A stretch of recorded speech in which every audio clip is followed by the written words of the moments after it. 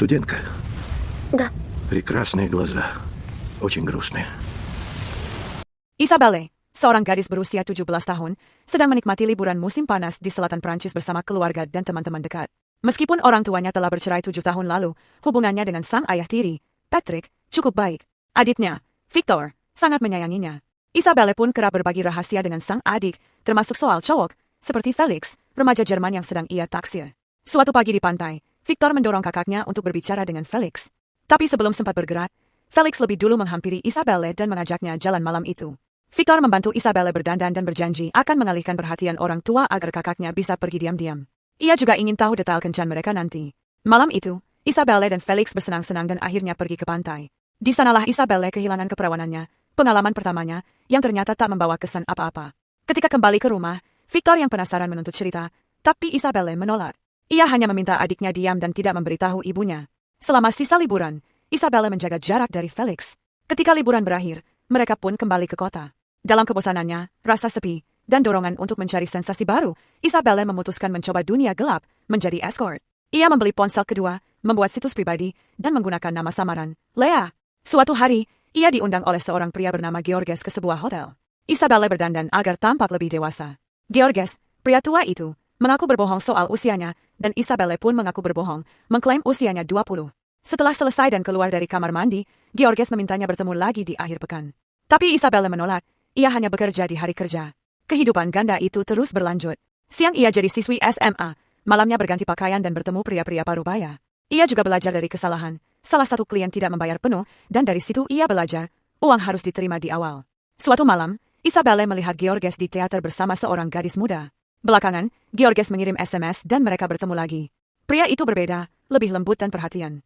Ia curiga Isabelle lebih muda dari yang ia akui, tapi tetap tertarik. Dalam salah satu pertemuan mereka, Georges mengungkap bahwa gadis di teater itu adalah putrinya. Ia mengaku dulu bukan ayah yang baik, dan kini sedang berusaha memperbaiki hubungan. Namun malam itu, saat berhubungan intim, Georges terkena serangan jantung.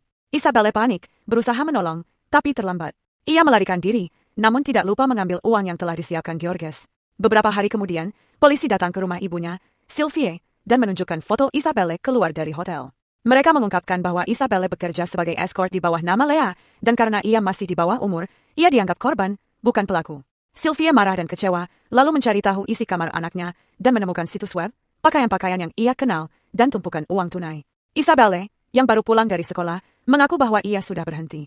Sylvia merasa bersalah, tidak menyangka tidak menyadari apa yang terjadi pada anaknya. Mereka lalu bertemu dengan psikolog, dan Isabelle mulai membuka diri. Ia mengaku bahwa semuanya terasa seperti permainan. Ia tidak merasakan apa-apa saat bersama klien, namun merasa tertantang dan hidup setelahnya. Semua berubah ketika Georges meninggal. Untuk pertama kalinya, ia merasa kotor. Ia bahkan berkata, "Aku yang membunuhnya." Setelah insiden itu, Isabelle mencoba hidup normal. Ia pergi ke pesta, bertemu dengan teman sekolah bernama Alex. Mereka mulai dekat. Orang tua Isabelle pun senang anak mereka akhirnya berubah. Namun setelah mereka berhubungan intim, Isabelle malah menjauh dan memutuskan hubungan. Ia berkata, "Masalahnya ada padaku." Rasa itu, adrenalin saat jadi Lea, itu lebih kuat dari semua ini. Ia lalu mengambil kembali ponsel kerjanya dan membaca pesan dari klien. Di antara pesan-pesan itu, ada satu yang mengejutkannya, dari Alice, istri Georges. Mereka bertemu di hotel tempat Isabelle biasa bertemu dengan Georges. Alice ingin bertemu dengan orang terakhir yang bersama suaminya sebelum meninggal. Namun Alice tidak marah. Ia malah mengungkapkan bahwa suaminya memang punya masalah jantung, dan bahwa meninggal saat bercinta mungkin bukan kematian yang buruk. Alice bahkan memuji keberanian Isabelle. Ia mengaku, jika ia masih muda, mungkin ia akan melakukan hal yang sama. Lalu Alice mengajak Isabelle naik ke kamar hotel yang dulu biasa digunakan Georges. Tapi bukan untuk berhubungan intim, ia hanya ingin mengenang. Isabelle pun mengakui bahwa ia juga membutuhkannya. Mereka tidur berdampingan. Pagi harinya, Isabelle terbangun sendirian, dan untuk pertama kalinya, ia merasa lega.